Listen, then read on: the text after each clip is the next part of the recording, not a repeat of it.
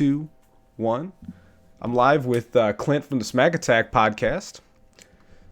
How you doing, man? I'm good, Mike. Thanks for having me on. Do you go by Mike or Michael?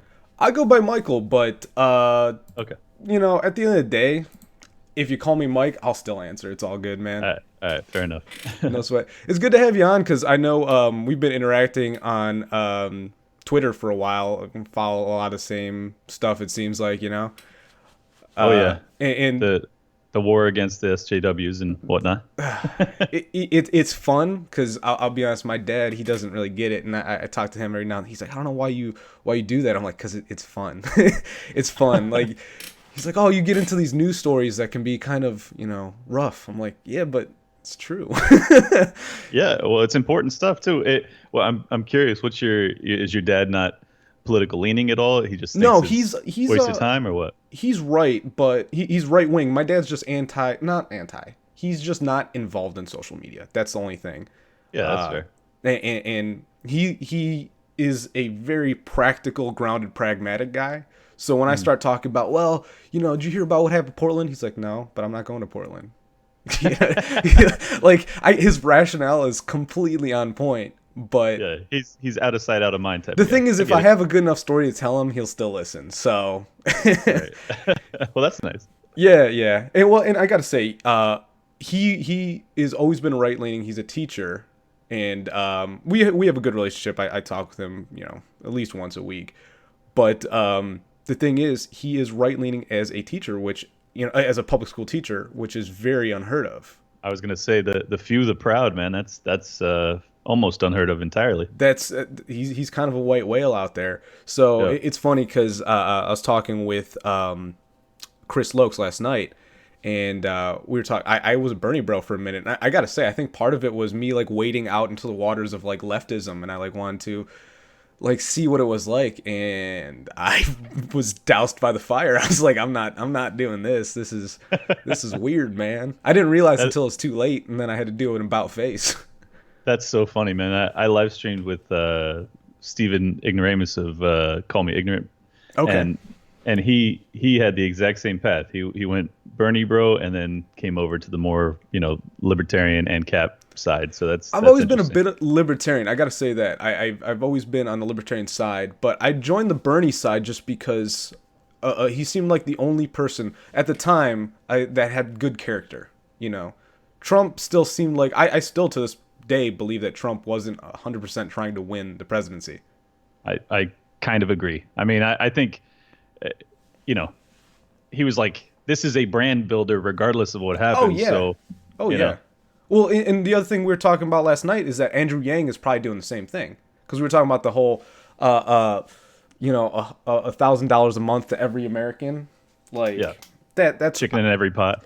It's completely ridiculous. But Andrew Yang is a businessman. I'm sure he's going to be doing well for himself when he gets out of this whole presidential run. For sure. I think people overlook that. I mean, there's 26 Democratic candidates that are running right now. I mean, wasn't it four of them? It got up to 40 at one point, wasn't it? It was Yeah, well, lot. I mean, in terms of the ones that were right now, yeah, polling above zero. Exactly. But still, there's four, maybe five candidates that have a shot in hell of actually getting the nomination. All those other people are up there just to build their brand, write books, and then become all four of pundits those on TV. people, I don't think have a shot at beating Trump either. I don't think so either, but I'm so nervous about it, man. We can talk about that a little bit later on, I guess. But let's that's a bigger topic. Let's get into, because the main reason I'm trying to have all these people on is I got a group of 6 questions that I kind of worked on for a little bit. And I just thought it'd be really good to get different people's opinion on these questions. So, Sure. Without Sounds further good. ado, I'll get into question number 1. Your sense of law and order, morality. Do you think that comes from human beings coming together forming a state, or does that come from a divine, outside of our control creator? Ooh, we're going deep off the jump, huh? That's it, but I slow it down. I go 100 to 0. All right, man. Well, I'm not really religious, but I'm also totally anti-state. So that you put me in a real jam here. I'll take that as an answer, honestly, because when I formed this question, I was hoping people would say I have a hard time answering this question. Sure. because I purposely made it. You nailed it. It's a statist versus religious, and I think there is a middle ground. I really think Yeah. there is a middle ground. That's why I wanted to make it so hyperbolic. Hmm. Yeah. Well, I'm glad to hear that there is a middle ground that I can hold here because Oh yeah, I you know 100%. I think that the state is a religion in its own right. It So is. yeah, I mean, I think either way, you if you answer either of those dichotomous avenues, then you're basically saying the same thing. You believe that there's morality that comes from a power above you, when I tend to believe that morality comes from within. Well, But a I don't lot know. of my I'm spirituality. sounding like Williamson now. I'm sounding all woo woo. Oh, Marianne.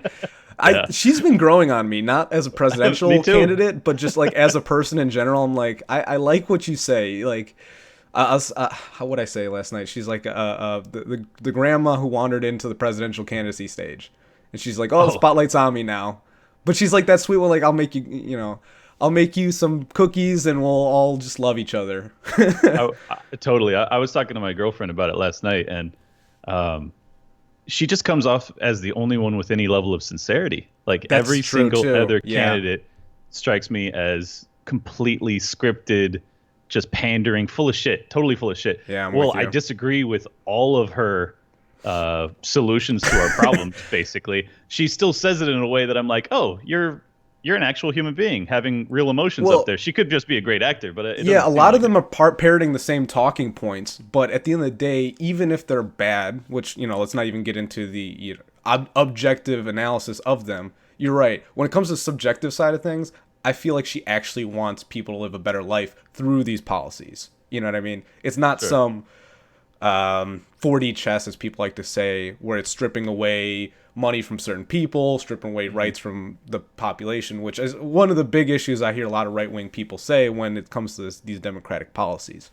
Oh my God, yes. They seem to begrudge every single bit of what makes America, in my view, great, which was freedom.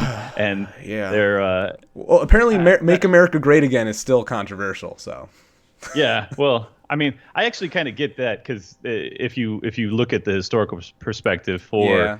black communities, like I can understand why that could be viewed as a negative. Well, But it's if similar you to the question I just asked you in a sense, because "Make America Great Again," it implies that cynics will say it's been bad, but glass half full people say there was a good time and let's get back to that. You know what I mean? And, sure. and then to think, I forget what it was. Someone said let's make it better or something like that. That to me is even a better concept. But I think Trump was also intentionally being inflammatory to cater to the people like me who enjoy finding chaos, order in the chaos, Mm. versus the Hmm. opposite. I think some people want there to be more order, and oh, I can't have a president be this divisive. It's like I don't mind a president being this divisive because he's actually standing for something. Over the last few presidencies, I've only voted since 2008, Hmm. and I haven't had a president that has been down to earth to that point where he doesn't mind,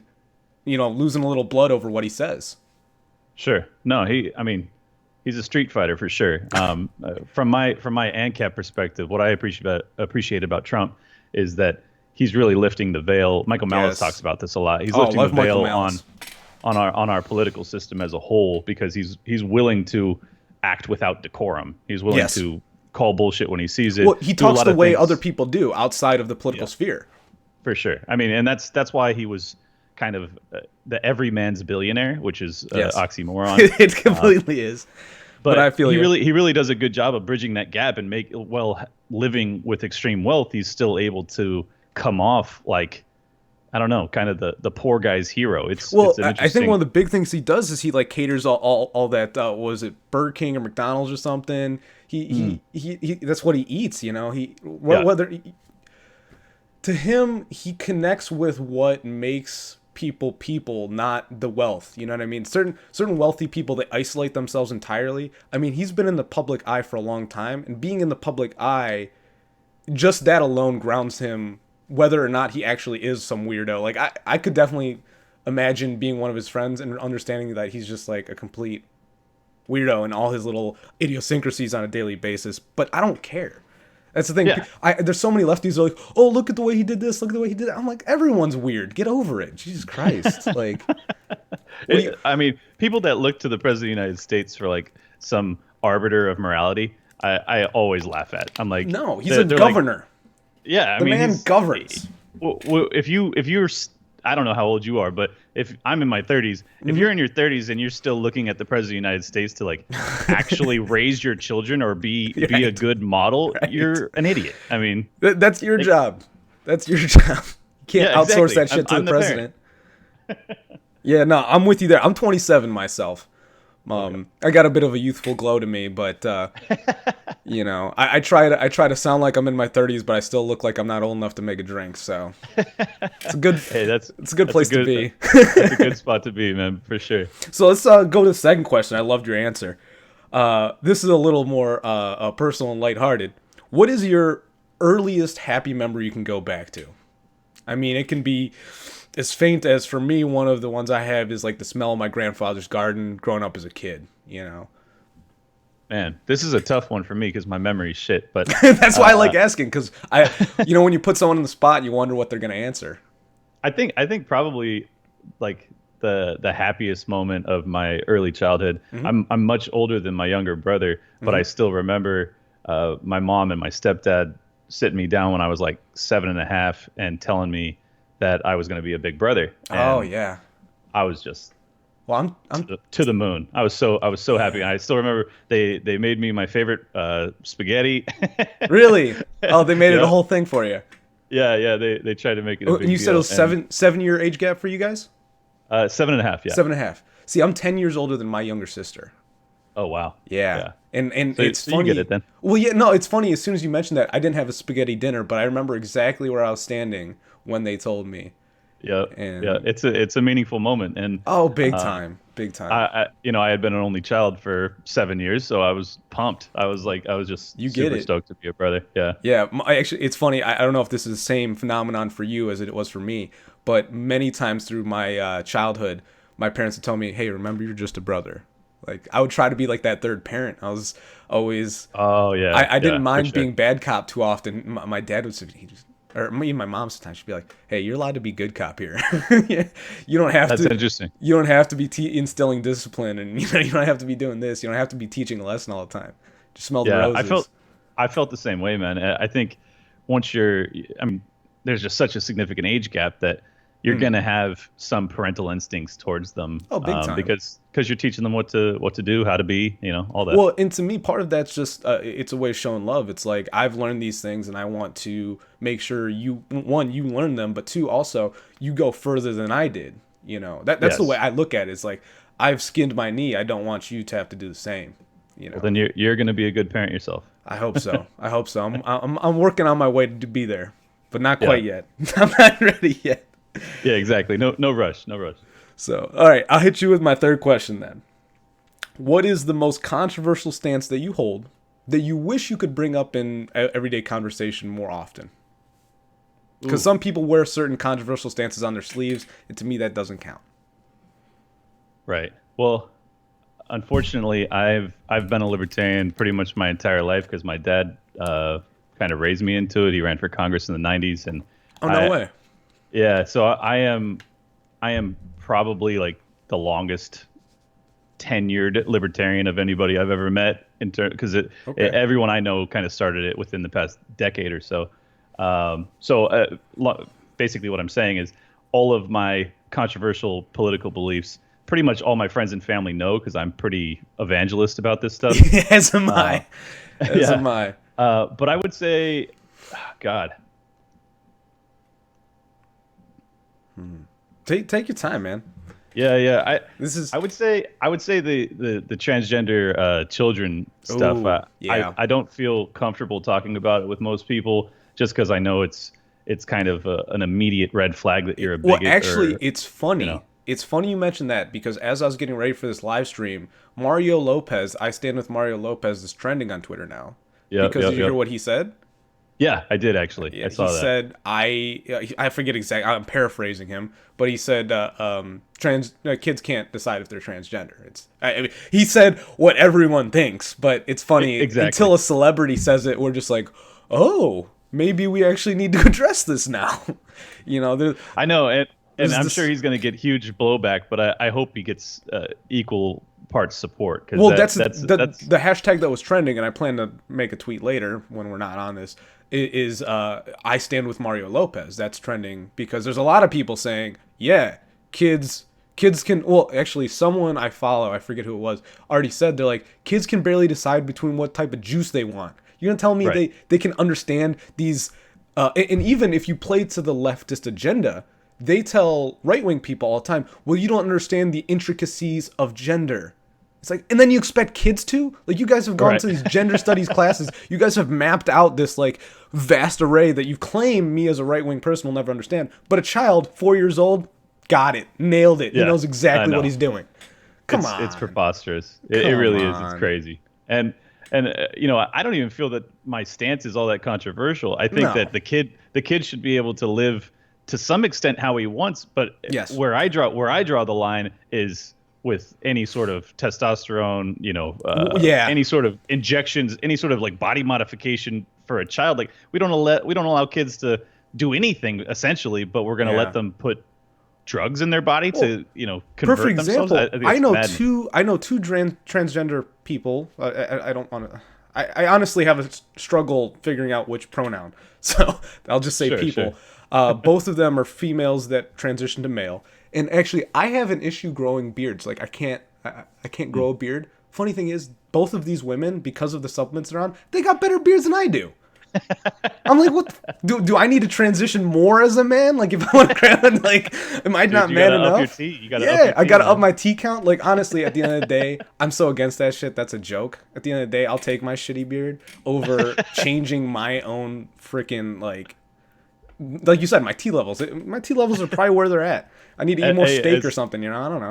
as Joe Rogan would say, you gotta deadlift and eat some steak, That's pussy. it. That's what I was meant to say. Actually, it's funny you mention it. My uncle raised cows and pigs, and we have a freezer dedicated to cow meat and pig meat. So we have fresh Oh, wow. farm raised. Yeah. Well, So we're then we you're have you're we're having doing some fine on steaks that tonight. front. Oh yeah, man. Yeah, Got to eat right. That's one thing I want to share on this podcast is more people cooking, seeing where their food comes from. So I'm just gonna plug that real quick yeah, for because sure, I don't man. think enough people do. So No, our diets are shit. let's get through these questions real quick, and then we can use the remaining time to discuss whatever we want. Because Okay, it's a great conversation so far. So, fourth great. question: in a post-apocalyptic, cultural, societal collapse, one item you can run and grab.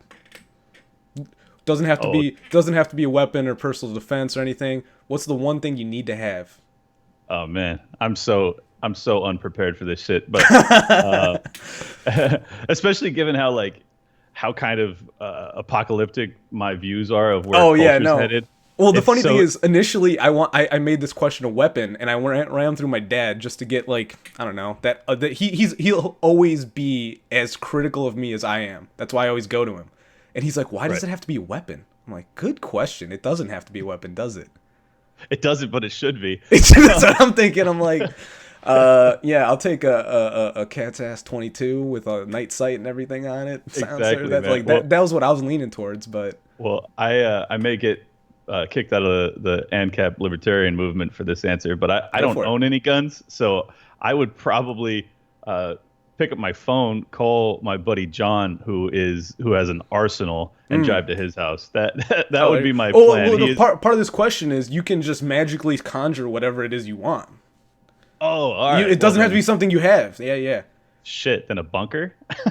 No, like well, some you can hold on you. Some you can hold on you though. Oh, okay, okay. Then yeah, I mean, like as serious Water a gun as I can purifier. get my Serious hands on, gun. Okay. or a thumb drive with some Bitcoin on it. I don't know. There you go.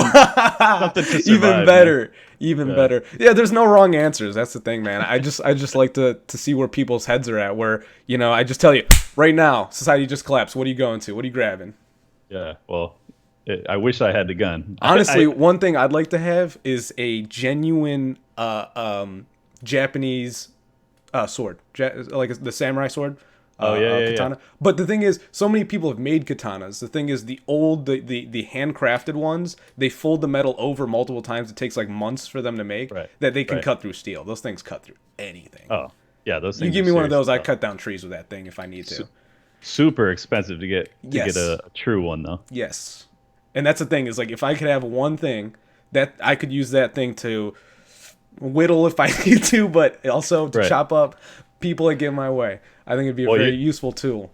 I don't know if you're a gamer at all, but I just finished Sekiro Shadow Dies Twice on PS4, and Ooh, it's a good. Samurai game. Probably Yeah. the hardest game I've ever played. But Really? if you wanna roll with a samurai sword for a couple weeks and pull your hair out, that's the one.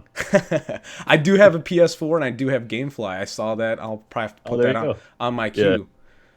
Yeah, right now I have Far Cry 5 and I'm just that's burning a hole in my queue because quite frankly it's one of the worst Far Cries I've played. Oh man. But did you play it at all? I think I did, but it was a while ago. Or Okay. maybe it was four. Four I enjoyed a lot. 4 was a lot of fun. 4 was a lot of Yeah. fun. There's a point to it. In Far Cry 5 they didn't even try. They just like Oh made shit. they just made 3 regions and like if you do a bunch of activities it provokes a quest for each region for you to take out the 3 leaders and then once you beat all 3 leaders then you can beat the final leader. I'm just like, Oh man. what? There's like no story arc or anything. It was just like open world, just like pick where you want to go next.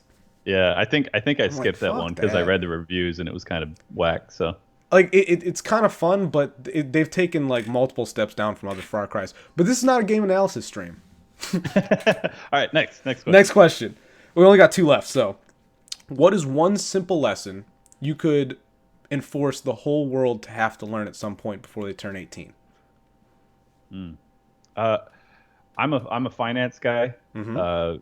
by trade and by preference, passion, I guess you would say. Sure. I think teaching that's probably also the topic that's most lacking in our country in particular is Personal any sort finance.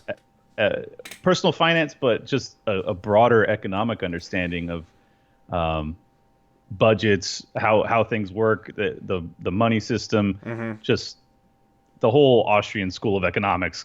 Oh, If dude. if I could impart that on the entire population before they're 18, I think the world would be a far better place. That being said, it sounds like you probably know a lot more than I do. I'd love to have you on again if you wanted to break down whatever it Yeah, is you want to impart to my audience. I'd love to yeah, hear it myself. yeah. No, that's great. Yeah, I mean, Mises or Mises Rothbard, the whole Ron Paul, that whole movement is Are you changed my life do economically. you follow Mac on Twitter? No, She not oh familiar. okay. Mac she does a podcast, Mac and Liberty, but she's I believe my age, 27, and she's really big into Mises. And I didn't know who is it Mises? I'm never sure how to pronounce it. Ludwig von Mises, I think, but Mises. That's what I I'm thought not it sure. I was. always read it, so Well, I the don't thing know. is, some people say Mises, and then I'm like, am I Right. being the asshole saying Mises? Like, I'm really not sure, man. That part I always read his name, so I'm not sure. yeah. So regardless, I just got turned on to him, but Carl Jung has been my man. Psychology has been my thing, but Okay. I feel like as soon as I burn out this psychology kick I'm on, I'm probably gonna switch into finance and economics because that's like you said, it's something everyone can learn from. Whether it comes to the macro or the micro side of things, it's definitely practical information. For sure. No, psychology is a big portion of finance too. I mean, Oh, big time. why and how people purchase things. Yeah. There's big factors involved. So it's Well, a important lot to of understand all of those it classical economists also studied psychology, from what I understand. for So sure. Yeah, you many get of them were philosophers first and foremost, and then big the time. economic stuff was kind of secondary, but Yeah, equally important. philosophy itself, I find, goes completely hand to hand with psychology. It's like you can't study philosophy without studying psychology, and Yeah, vice versa, not to the same extent, but somewhat. yeah. No, I agree. But yeah, so your answer, understanding personal finances, market economics a little more. I definitely agree with that. It's a great answer. All right, so final question. Wrap it up here.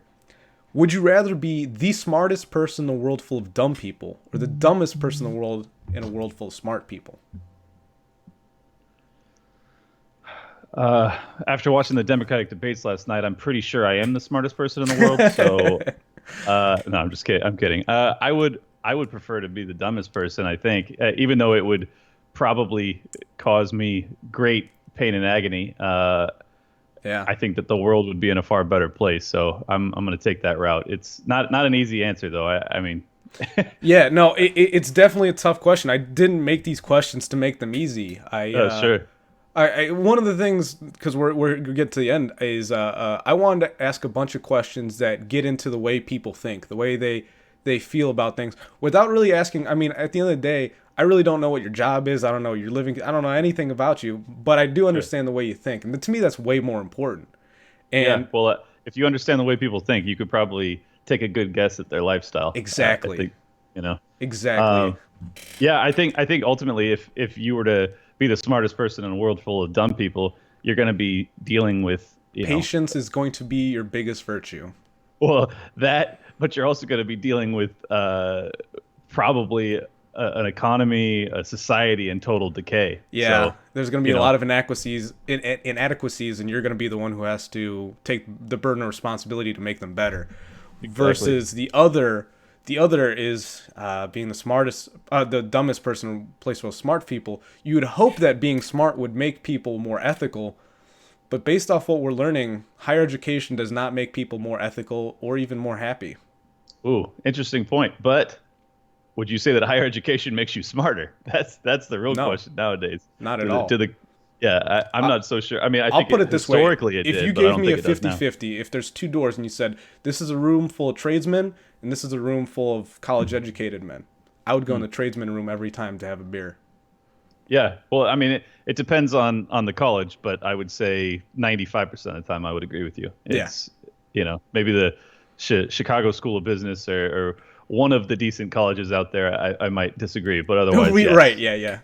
for Well, sure. and the funny thing is, there's great people. I don't want to toss colleges under the bus. There's great people that do come out of college, obviously. But Of course. just every year that goes on, I feel like they're becoming more and more nests for dirty thought. I'll put it that way. Oh, what do you mean by that? Dirty thought. I wanted to be as vague as possible with that because depending on the like you said, there's different colleges focus on different areas of study, and some of them are completely objective. Like MIT is still safe because it's an objective school. I think they're going to be fine for a while. But the more you get into the liberal arts studies, the more you start allowing for, like I throw them under the bus, but like gender studies, things like that. The more you start giving ground there, it's going to leak into otherwise great parts of your facilities, your whole foundation.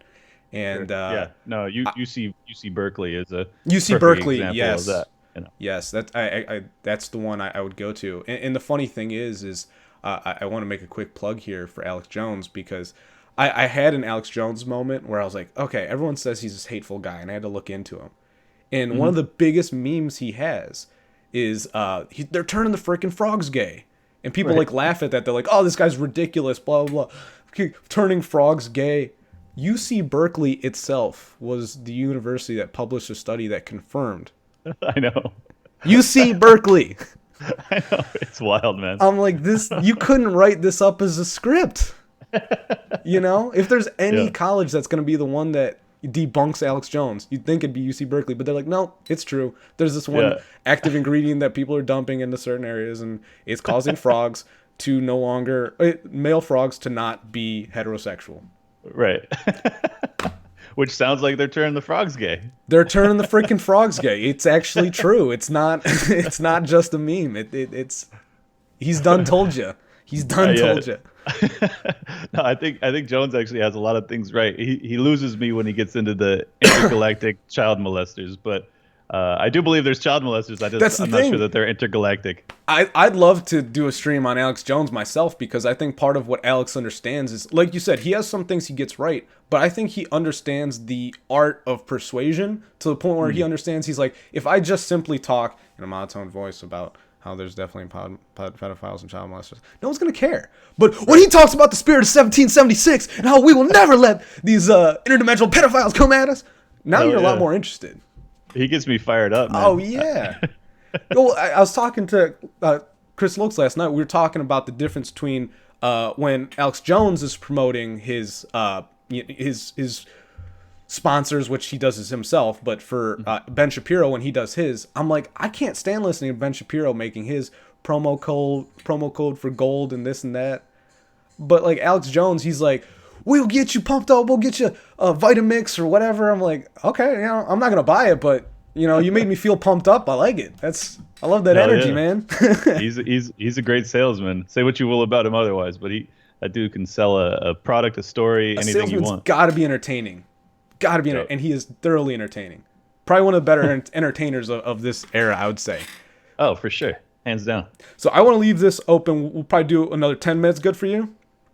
Yeah, yeah, that's fine. We got a Perfect. couple people watching. We don't bite. If you want to drop a question for either of us right now, this is your time to do so. There's a live chat. I know I'm big on YouTube and I live chat other live streamers, but feel free to go in, drop a comment. We'll answer it if you give us time. If not, we'll save it for another live stream. But I want to ask you, Clint, any questions you have for me? Because I just asked you 6. I feel like I'm in debt. So where do you fall politically now? Are you ANCAP? I think we. I've learned, actually, I had Mac on the podcast, and we actually broke down and cap ideals. And realistically, I've just kind of, if I had to really stand my ground to someone who knew the different stances, I would just sit back and say just general libertarian, because I don't know them That's that fine. well. But Yeah. from what I've learned, I think I'm a minarchist. I want Okay. Yeah. small government, and the bigger thing I found with certain forms of ANCAP is they want just almost no regulation at all. And I do think that there needs to be regulations, especially in certain industries that are not natural in a way, if I can say it like that. Like social media, lending, like loans and things like that. There's certain things that just how much disparity in certain markets that you need to start regulating things, because the market will not regulate itself. I look at markets a lot like an ecosystem, you know what I mean? And certain times you need to call certain herds, you know what I mean? Like if you are aware that a certain herd is just taking over and just killing the land, you got to look at the holistic picture and say, you know what, we need to take a step back here. Now, my issue goes back to the first question, is like, is the state the one that should decide that? And I still say no. But I think there needs to, given profit being the bottom line for most capitalists, I don't think that there's going to be an ethical boundary. If capital is more important than sustainability, it kind of goes down to, would you rather be a parasite or a virus? And I think certain industries are more virus than parasite, because a parasite wants to keep the host alive, and there's certain industries that have no desire to keep the system alive and going. If that answers the question well enough. Well, other than the military-industrial complex, I'm not sure that there's any industry I would actually consider anything other than a virus. Oh no, I definitely would consider. I'm very anti-war. Yeah. Anti-foreign war. Yeah. You sound libertarian, sound minarchist for sure. As someone that's actually in the private money lending arena, I can tell you, all the regulations that exist to quote unquote protect the consumer are written by the largest banks in this country, Right. and they don't serve the purpose that you think that, or that you would want them to. Well, that's why I have a bit of a nuanced stance. Is like, Sure, I of think course, yeah. in a glass half full world, I think there needs to be regulation. But like you said, the way regulations are set up right now, it's not helping anyone. That's why Right. I don't want to. I can understand why some people are completely ANCAP. Like there's collapsitarians out there, like just burn it all and start over again. I almost can agree with that sentiment. I don't want to sound like this flip flopper, but it's like I don't know what's right. You know, Yeah, well, do we work with the system in place and try to make it better, or do we scrap it and start over again? Both sound like viable options.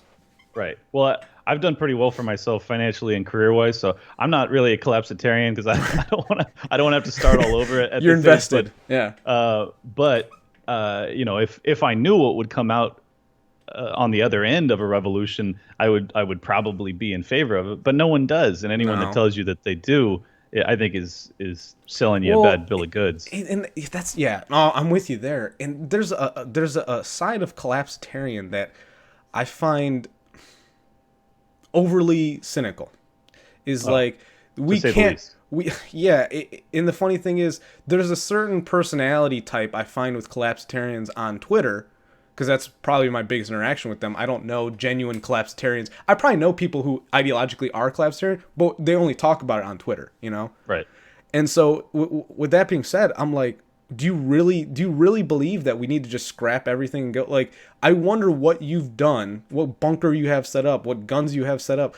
Like, as much as I support the right to bear arms, I'm like, I'm not cruising for a bruise, and I'm still on the NDA side of things. I'm no, Right. NAP, sorry, not aggression Yeah, yeah. principle. And to me, collapsitarians definitely are treading on that side of violating the NAP.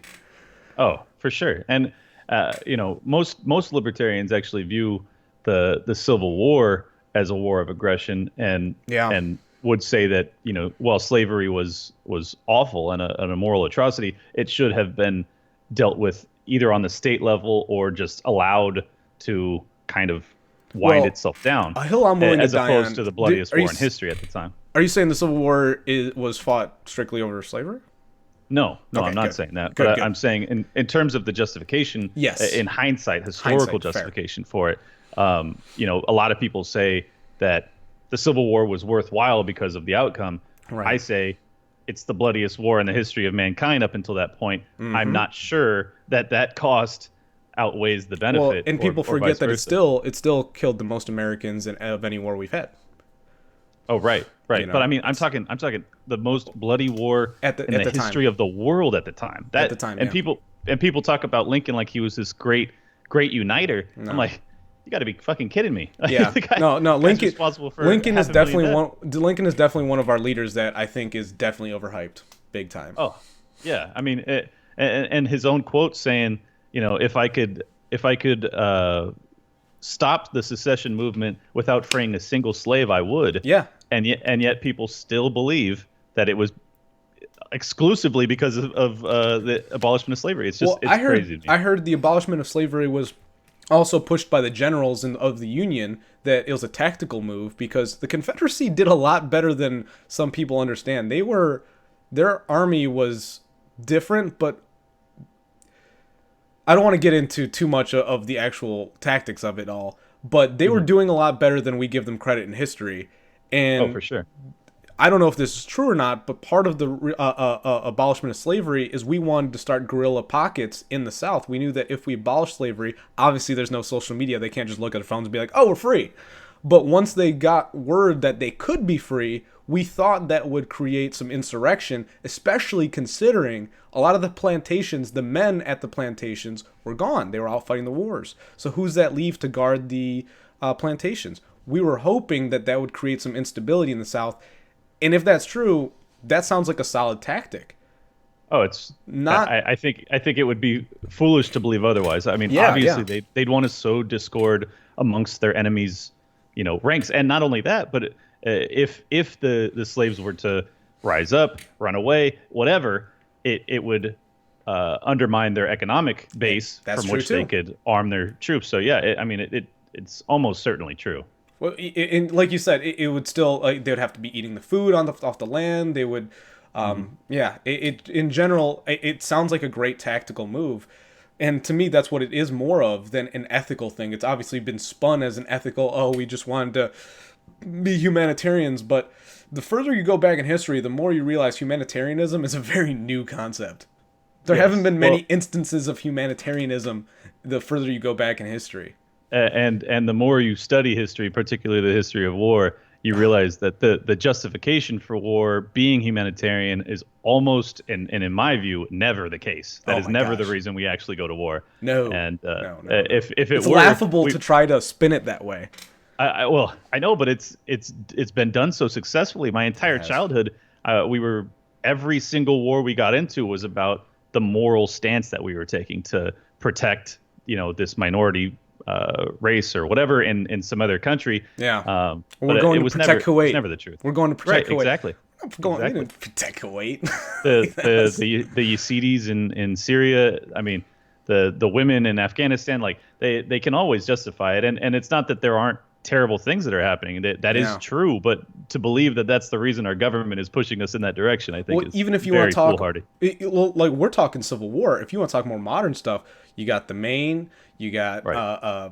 the Lusitania, you got the Tonkin, Tonkin, yeah, Bay. all of them. It's awful. Bay of Pigs, yeah. Bay of Pigs. I mean, the thing is, WMVs. if you obviously Pearl Harbor. you're a history junkie. that I am as well. All you need to do is look at history and just go, let's be real about it. But the funny thing is, you start talking like this, I guarantee YouTube's probably flagging this for conspiracy talk right now. Oh shit. You know, if we really get into it, I'm sure. If you've seen on certain YouTube videos, they'll put a link to a Wikipedia article for like Yeah. the Civil War, and they'll be like, "It was fought for slavery. These guys are wrong." It's like, all It's right, unbelievable. cool. Yeah, It's unbelievable. they're trying to I change can't believe that narrative.